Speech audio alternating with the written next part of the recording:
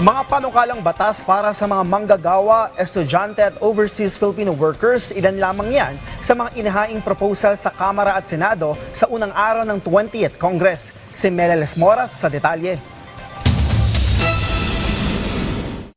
Maaga pa lang mahaba na ang pila rito sa South Wing Lobby ng Batasang Pambansa para sa unang araw ng paghahain ng mga panukalang batas sa ilalim ng 20th Congress. Isa sa mga unang pumila si 4-piece Party List Representative JC Abalos. Kabilang sa mga inihain niyang proposal ang panukalang pagtataas ng cash grants sa ilalim ng Pantawid Pamilyang Pilipino Program at ang kontrobersyal na Absolute Divorce Bill.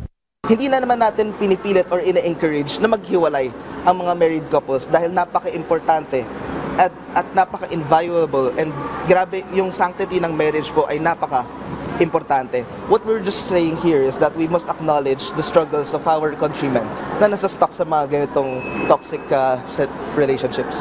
Ang Makabayan Bloc naman, muling inihain ang Legislated Wage Hike Bill at iba pang panukalang batas para sa mga manggagawang Pilipino. Presyo ibaba. Sahod itaas. Presyo ibaba. So ito ang sahod itaas. Ito ang presyo ibaba din. Kapakanan din ng mga manggagawa ang sentro ng mga panukalang batas na inihain ng Kamanggagawa Party List. Kahit ang mga magre-resign na, giit nila, dapat ay may benepisyo rin. Sa resignation pay kasi, kapag ang manggagawa nag-decide na okay, ayoko na magtrabaho, gusto ko na magpahinga, wala siyang makukuha na resignation pay. Wala kasi sa labor code niyan eh. So even if you're working 20, 30, 50 years in a company and you decided na okay, tapos na ako, pagod na ako sa pagtatrabaho, wala kayong makukuha na resignation pay. Ang makukuha nyo lang is final pay. So malaking inhustisya yan sa manggagawa. Si Batangas 1st District Representative Leandro Leviste naman, panukalang pagbibigay ng allowance sa lahat ng estudyante ang inihain. Dapat pong suportahan ito ng nasyonal na pamahalaan para hindi lang po iilan, kung hindi lahat ng mga estudyante sa buong Pilipinas ay mabigyan ng educational assistance.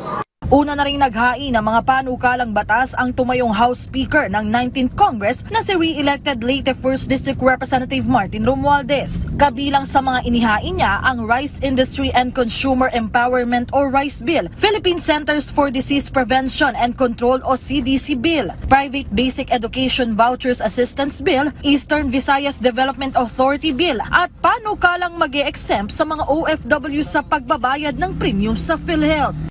Nakikita natin yung iba't ibang holistic approach ng mga miyembro ng House of Representatives para matugunan yung mga pangangailangan ng ating mamamayan. And we're looking forward na mas marami pa in the next coming days na mafafile at pag matutugunan yan once na mag-start ang organization para mapag-usapan na sa mga appropriate committees. Ang mga senador naman, kanya-kanya na ring paghahain ng mga panukalang batas. Tulad ni na Senator Joel Villanueva at Senator Erwin Tulfo na personal pang nagtungo sa Senado para rito. Habang ang ilan pang senador may pasilip na rin sa kanilang mga priority bill tulad ni na Senate President Francis Escudero, Senator Jinggoy Estrada, Senator Tito Soto at Senator Bam Aquino. Isa pa dyan yung Anti-Conflict of Interest in Public Utilities Act. This is serious. Okay? This is an issue. Tali ang kamay ng gobyerno pag yung may-ari ng utility sa isang lugar ay isang government official, isang politiko.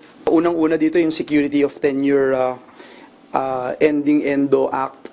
We are aware how important it is na wakasan yung talagang pang-aabuso sa work schemes katulad ng ENDO at labor-only contracting. Mabigyan po ng seguridad sa trabaho ang ating mga manggagawa.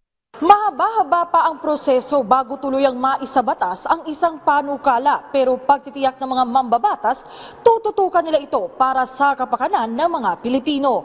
Meleles Moras para sa Pambansang TV sa Bagong Pilipinas.